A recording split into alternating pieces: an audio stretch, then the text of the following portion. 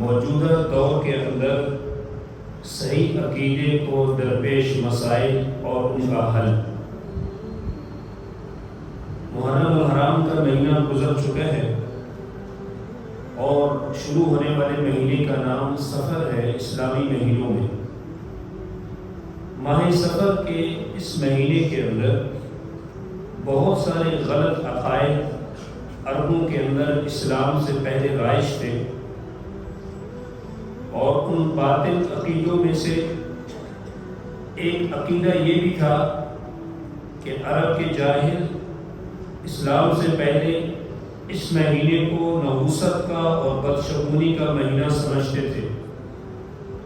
اس عقیدے کی بنیاد پر وہ جادو، تعویذ، عملیات، توہمات اور مختلف قسم کے خرافات اختیار کرتے تھے تاکہ مصیبتوں سے بچ سکیں۔ رسول اللہ صلی اللہ علیہ وسلم نے آ کر ان تمام باطل عقائد کا خاتمہ فرمایا اور امت کو یہ عقیدہ سکھایا کہ نفع اور نقصان، عزت و ذلت اور خیر و شر کا مالک صرف اور صرف اللہ تعالیٰ وحدہ لا شریک۔ قرآن کریم کی یہ آیت جو اوپر تلاوت کی گئی ہے، جس کا مفہوم یہ ہے، اللہ تعالیٰ ارشاد فرماتے ہیں، یہی میرا سیدھا راستہ ہے، لہٰذا اسی کی پیروی کرو اور دوسرے راستوں پر نہ چلو، ورنہ وہ تمہیں اللہ کے راستے سے جدا کر دیں گے۔ اللہ تعالیٰ نے تمہیں یہی حکم دیا ہے تاکہ تم متقی بن جاؤ۔ امام ابن کثیر رحمۃ اللہ علیہ فرماتے ہیں کہ اس آیت میں اللہ تعالیٰ نے ہر مسلمان کو اس بات کا حکم دیا ہے کہ وہ صرف اور صرف اسلام کے سیدھے راستے کو مضبوطی سے تھام لے، گمراہی، بدعات، خواہشات نفس اور باطل نظریات کی پیروی ہرگز نہ کرے، کیونکہ یہ ساری کی ساری چیزیں امت میں تفرقہ پیدا کرتی ہیں اور انسان کو اللہ تعالیٰ کی اطاعت سے دور کر دیتی ہیں۔ لہذا موجودہ دور کے اندر جو ہمارے صحیح عقیدے کو خطرات لاحق ہیں، آج کے زمانے میں عقیدے پر حملے پہلے سے کئی زیادہ مختلف انداز میں کیے جا رہے ہیں۔ یہ خطرات صرف ایک جگہ یا ایک قوم تک محدود نہیں ہیں، بلکہ میڈیا، ہمارے تعلیمی نظام، انٹرنیٹ، سوشل میڈیا اور مختلف فکری تحریکوں کے ذریعے پوری دنیا کے اندر یہ باطل عقائد پھیلائے جا رہے ہیں۔ لہذا ہر مسلمان پر لازم ہے کہ وہ اپنے ایمان کی حفاظت کرے، صحیح عقیدے کو سیکھے اور گمراہ کن افکار سے اپنے آپ کو محفوظ رکھے۔ معزز سامعین و حضرات، جو اس زمانے کا پہلا خطرہ ہے جو صحیح عقیدے کو لاحق ہے، وہ ہے دین کے اندر اپنی منمانی اور مدر پدر آزاد خیال کا اظہار کرنا۔ آج بعض لوگ دین کو اپنی خواہشات کے مطابق ڈھالنا چاہتے ہیں اور وہ آزادی فکر، روشن خیالی اور جدیت کے نام پر اسلام کے قطعی احکام کو بدلنے کی کوشش کرتے ہیں۔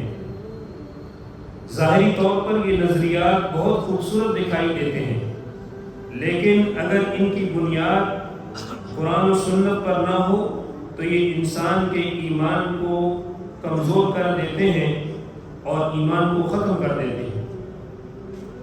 دوسرے نمبر پر فرمایا، عقل کو وہیں پر مقام دینا۔ اس فتنے کی ایک شکل یہ بھی ہے کہ بعض لوگ انسانی عقل اور خواہش کو اللہ تعالیٰ کی وحی سے زیادہ اہم سمجھتے ہیں۔ کچھ لوگ یہ کہتے ہیں کہ شریعت کے احکام زمانے کے مطابق تبدیل ہونے چاہیے، حالانکہ اللہ تعالیٰ کی شریعت قیامت تک کے لیے کامل اور واجب الاتباع ہے۔ نمبر 3، شریعت کے مسلمہ احکام پر اعتراض کرنا۔ اس سوچ کے نتیجے میں بعض لوگ پردے کی فرضیت پر اعتراض کرتے ہیں، بعض لوگ وراثت کے اسلامی قانون کو تنقید کا نشانہ بناتے ہیں، بعض لوگ مرد و عورت کے اختلاط کی شرعی حدود کو غیر ضروری قرار دیتے ہیں، بلکہ اس سے بھی آگے بڑھ کر قرآن و سنت کی واضح نصوص کو اپنی خواہش نفس کے مطابق دوبارہ تعبیر کرنے کی کوشش کرتے ہیں۔ یہ یاد رکھیں کہ اگر ایسے نظریات کو نہ روکا گیا تو یہ شریعت کی عظمت اور مسلمانوں کے عقیدے دونوں کو شدید نقصان پہنچائیں گے۔ نمبر 3، ایک اور خطرہ جو ہمارے اس وقت صحیح عقیدے کو لاحق ہے وہ یہ فکر ہے کہ تمام مذاہب برابر ہیں۔ بعض لوگ یہ تصور پیش کرتے ہیں کہ تمام مذاہب حق ہیں اور سب یکساں ہیں، درست ہیں، حالانکہ اللہ تعالیٰ نے اسلام میں واضح طور پر بتایا ہے کہ حق دین صرف اور صرف وہی دین ہے جسے اللہ تعالیٰ نے نازل فرمایا ہے۔ اللہ کا ارشاد ہے ان الدین عند اللہ الاسلام، کہ بے شک اللہ تعالیٰ کے نزدیک سب سے پسندیدہ دین صرف اور صرف اسلام ہے۔ لہذا ایک مسلمان کو دوسروں کے ساتھ حسن اخلاق سے پیش آنا چاہیے، مگر اپنے عقیدے پر کبھی سمجھوتا نہیں کرنا چاہیے۔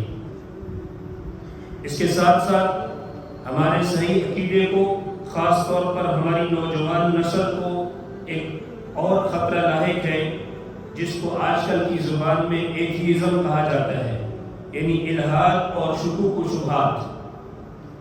آج مختلف کتابوں، ویب سائٹس، ویڈیوز اور سوشل میڈیا کے ذریعے ایسے نظریات پھیلا رہے ہیں جو لوگوں کے دلوں میں اللہ تعالیٰ کے وجود، قرآن کریم، فرشتوں، انبیاء کرام اور آخرت، تقدیر کے بارے میں شکوک پیدا کرتے ہیں۔ اگر بروقت صحیح علم حاصل نہ کیا گیا اور ان خطرات کا تدارک نہ کیا گیا تو یہی شکوک ہمارے آنے والی نسلوں کو کے ایمان کو تباہ کر دیں گے۔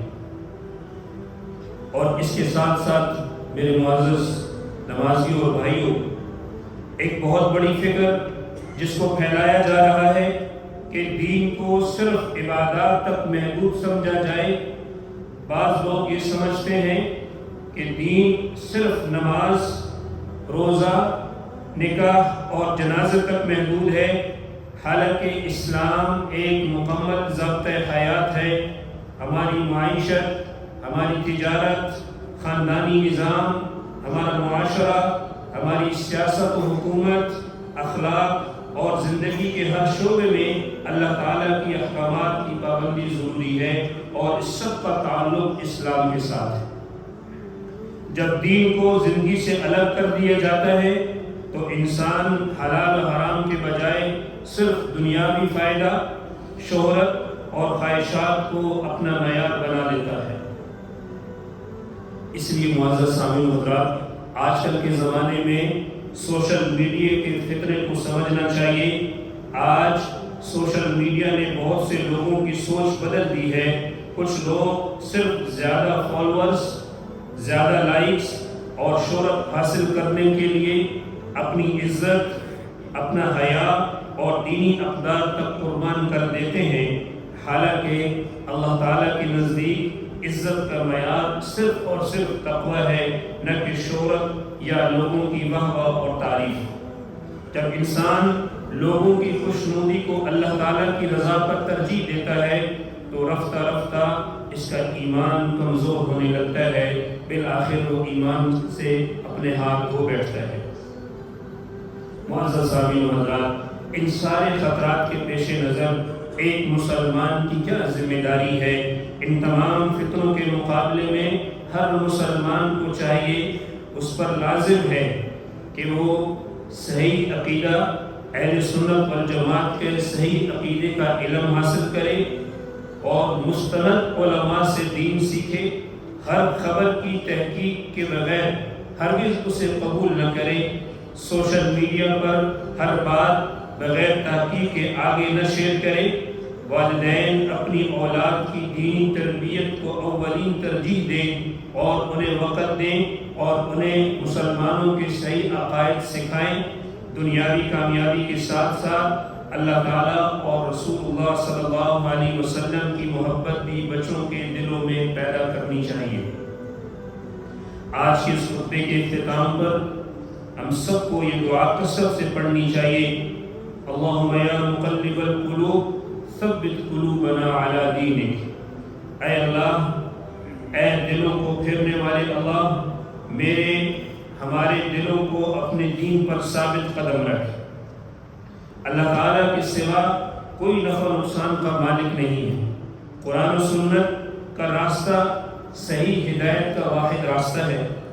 جدید فکری فتنوں سے ہوشیار رہیں، شریعت کے احکام میں تبدیلی کی سوچ سے اپنے آپ کو بچائیں، اپنے آنے والی نسلوں کو بچائیں، اور اس کے ساتھ ساتھ تمام مذاہب کو یکساں سمجھنا یہ ہرگز اسلامی عقیدے کے خلاف ہے۔ الحاد، شکوک و شبہات اور سوشل میڈیا کے منفی اثرات سے اپنی ایمان کی حفاظت کریں، صحیح عقیدہ سیکھیں، اپنی اولاد کی اور اپنے گھر والوں کی دینی تربیت کریں، اور ہمیشہ اللہ تعالیٰ سے ایمان پر ثابت قدمی کی دعا مانگتے رہیں۔ اللہ تعالیٰ ہمیں صحیح عقیدے پر قائم رکھے، ہر قسم کے فتنوں سے محفوظ فرمائے اور ایمان پر خاتمہ نصیب فرمائے۔